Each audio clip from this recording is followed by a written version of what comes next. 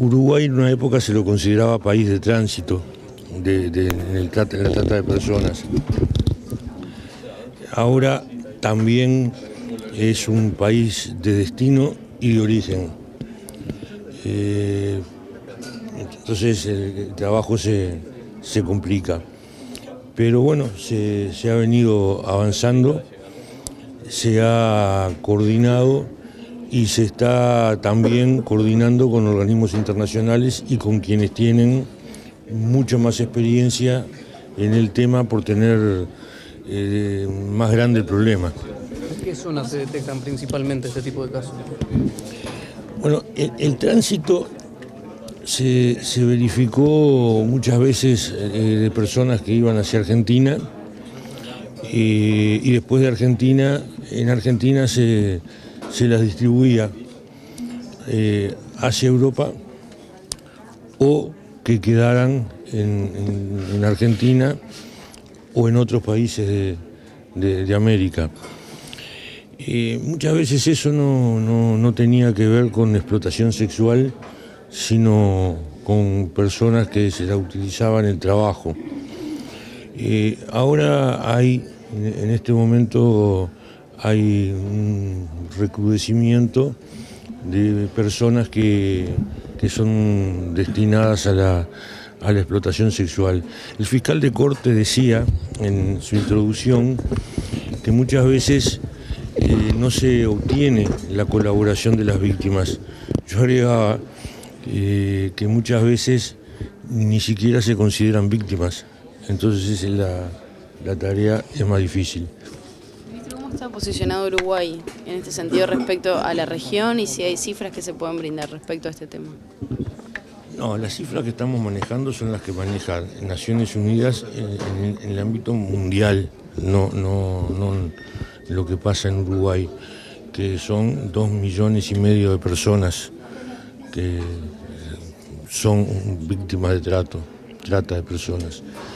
En Uruguay hace 2 años más o menos, Naciones Unidas nos planteó que pusiéramos atención en el tema porque se estaba produciendo en la región. Y hace poco hubo un informe, no de Naciones Unidas, sino de Estados Unidos, una opinión del presidente de los Estados Unidos que hablaba de la trata en Uruguay, digamos, como que no teníamos un control eficiente. En parte eso se produce por nuestro sistema judicial, el procesamiento de personas, en que hay una distancia grande entre el procesamiento y la pena. Entonces, en los informes sobre trata de personas en Uruguay no aparecen penados, pero sí aparecen muchos procesados. El director de crimen organizado Interpol decía que en lo que va del año su instituto ha procesado ya 20 personas. No figuran porque las preguntas que se hacen respecto a lo que hizo Uruguay se relaciona con las personas penadas y fueron procesadas pero no penadas. Sin embargo, no quiere decir que no se haya hecho nada, sino que se hicieron cosas y por nuestro sistema no aparecen como penadas. La mayoría son mujeres y niñas, pero ¿qué otro tipo de casos se dan y con qué fines? Hay que diferenciar tráfico de trata, ¿no? Son distintas cosas. En la trata, la mayor parte de las veces tiene que ver con objetivo sexual. Entonces, en ese caso es mayor, bastante mayor, el caso de mujeres y niñas. Pero también se trata hay trata de hombres. Ministro, ¿se han capacitado gente en esta materia en el FBI, en Estados Unidos, dijo la embajadora? Sí, se ha capacitado en Uruguay. En Uruguay, en distintos eventos de capacitación, se han capacitado unos 150 policías. y se va a seguir en ese camino. Ministro, se está llevando a cabo una investigación en el penal de Libertad por el tema de los policías intoxicados con los bizcochos. Sí, se está investigando, pero hay que aclarar que ayer lo que se decía en los medios, y también era la hipótesis de trabajo de la policía, que habían comido bizcochos que tenían sustancias antidepresivas o tranquilizantes, y se hablaba de cuáles. Hoy de mañana se descartó esa posibilidad. No, se descartó lo que se estaba diciendo. Ahora hay que ver cuál es la razón de lo que sucedió, pero no había las sustancias que se decía ayer. ¿Pero se sigue vinculando el tema a los bizcochos, ministro, o aparece algún otro tema más allá? Cuando se lo vinculó a los bizcochos, se lo vinculó porque se decía que ellos se le había incorporado sedantes. Hoy está claro que no habían ingerido sedantes, entonces ahora habrá que cambiar el objeto de la investigación. ¿Qué medidas se ha tomado dentro del penal de Libertad, ministro, con respecto a esto?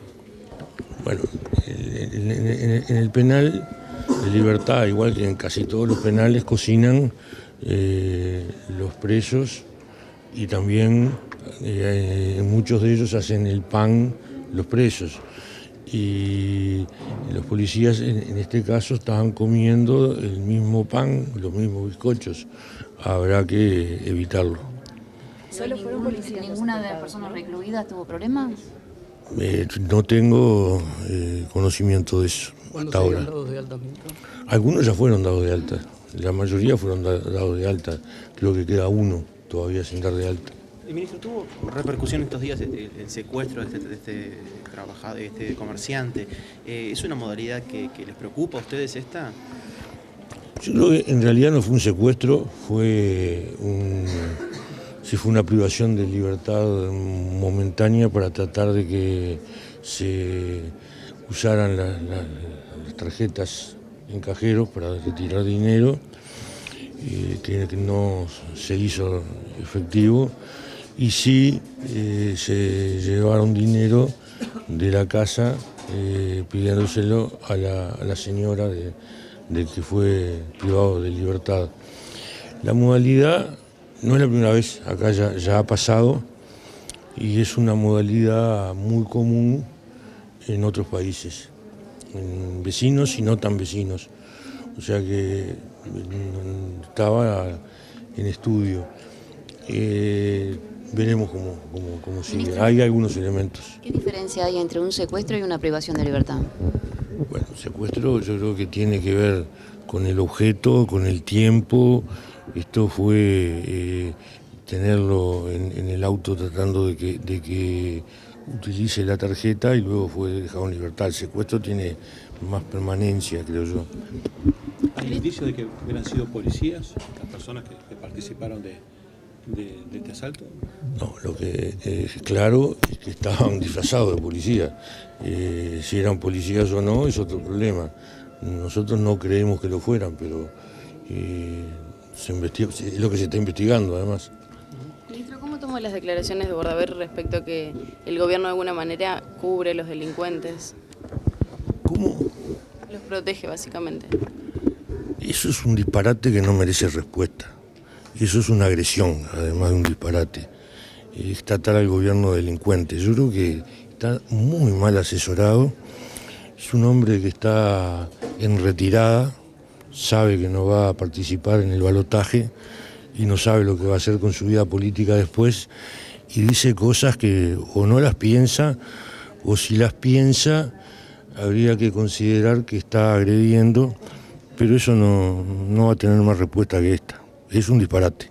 Ministro, sobre la denuncia esta de que en Rocha le sacaron los airbags al 95% de la flota, y de que en Maldonado algunos policías salen sin handy a hacer coberturas, ¿eso es así realmente? La denuncia es en Maldonado, ¿no? Es difícil sacarle el airbag a un vehículo que no lo tiene, porque los patrulleros que mencionan son los Corsa, comprados mucho antes de la ley que obliga a tener airbag y por lo tanto no lo tenía. Si no lo tenía, no se le puede sacar. Y la razón por la que se le sacó, según la denuncia, tampoco es de recibo. El sindicato o el representante del sindicato dice que los policías manejan poco y chocan mucho. Eso es una opinión del sindicalista que tampoco es de recibo, es absolutamente equivocado, es equivocado ya desde el punto de partida y lo demás que dice también es equivocado. O sea que no se le sacó el airbag a algunos autos. Es que para sacárselo tenía que tenerlo, el airbag. Si no tenía, no se le podía sacar y no lo tenía, porque los Corsa que se compraron como patrulleros no tenían airbag. Entonces decir que se le sacó porque gastaban mucho es un error que no sé de dónde lo sacó, no sé qué seriedad tiene ese tipo de declaración y de denuncia y si realmente pretende corregir algo o crear una situación. No tengo claro que se debe, pero no es cierto.